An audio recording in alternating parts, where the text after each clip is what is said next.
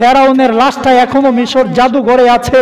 মোহতারাম হাজিরিন, ফেরাউন যেই রকম জুলুম করেছে, 90,000 শিশুকে অন্যায়ভাবে হত্যা করেছে।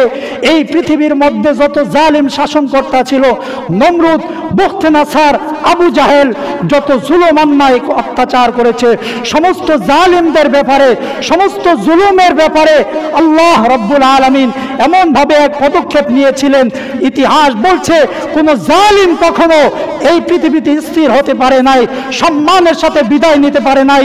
পৃথিবীর মধ্যে যত জালিম থাকবে, পৃথিবীর মধ্যে যারা জুলুম করবে, বাঁচতে পারবে না, বাঁচতে পারবে না। এই জালিমরা শেষ পর্যন্ত জুতার পিঠা খায়া দুনিয়া থেকে বিদায় নিবে। কথা বলেন, কথা ঠিক কিনা? সাবধান হয়ে যাও জালিম গোষ্ঠী, সাবধান, সাবধান করে দিচ্ছি। যত জুলুম করবা, অন্যায় করবা, অত্যাচার করবা, রাষ্ট্রের পক্ষ থেকে যে সমস্ত জুলুম এখন হচ্ছে, ইতিপূর্বে যে স্বৈরাচারেরা জুলুম করেছে, এখন যে সমস্ত জুলুম হচ্ছে, আল্লাহর কসম এই জালিমদের অবস্থা ভালো হবে না। কোন জালিম আল্লাহর পক্ষ থেকে ছাড় পায় নাই। আল্লাহ বলে ইত্তাকু মাজলুমান, এই মাজলুমের দোয়া থেকে বিরত থাকো। রাসূল সতর্ক করেছেন, যারা জুলুম করেছে, যারা পাপাচার করেছে, আমি আল্লাহর সাথে জুলুম করেছে, এরা বাঁচতে পারে নাই, বাঁচতে পারবে না।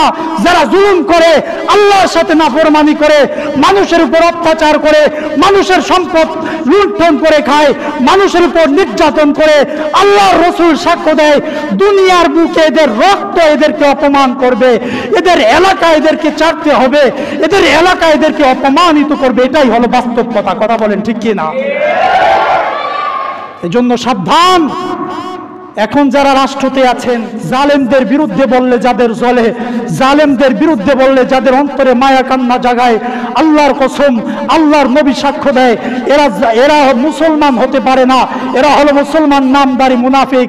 কোরআনুল কারীমের সূরা আলে ইমরান 86 নম্বর আয়াত, সূরা তাওবা 19 নম্বর আয়াত, সূরা সফ 7 নম্বর আয়াত, সূরা জুমআ 5 নম্বর আয়াত, সূরা বাকারা 258 নম্বর আয়াত, সূরা আলে ইমরান 85 নম্বর আয়াতের মধ্যে আল্লাহ বলে, ওয়ালা আল্লাহু লা ইয়াহদিল কওমাজ জালিমিন, জালিমকে আল্লাহ হেদায়েতের পথ দেন না, জালিমের কপালে হেদায়েত থাকে না। আল্লাহ বলে আল্লাহু লা ইউহিব্বুজ জালিমিন, জালিমকে আল্লাহ ভালোবাসেন না। যারা জুলুম করে এদেরকে আল্লাহ মহব্বত করে না। জুলুমের প্রতিদান পেতেই হবে, পেতেই হবে। জুলুম করে বাঁচতে পারবেন না। ক্ষমতাশীল, দাপট আছে, টাকা পয়সা আছে, জুলুম করবেন, আল্লাহর পক্ষ থেকে জুতা পিটা খাওয়ার জন্য রেডি থাকেন। আল্লাহ আমাদের সবাইকে জালেম থেকে হেফাজত করেন, পড়েন আমিন। আল্লাহ আমাদেরকে মাজলুম হওয়া থেকে হেফাজত করেন, পড়েন আমিন। আল্লাহ আমাদের সবাইকে যে কথাগুলো বললাম কোরআন এবং হাদিস থেকে, এই কথাগুলো বুঝে এরপরে আমাদেরকে সঠিক পথে চলার তৌফিক দান করেন, পড়েন আমিন।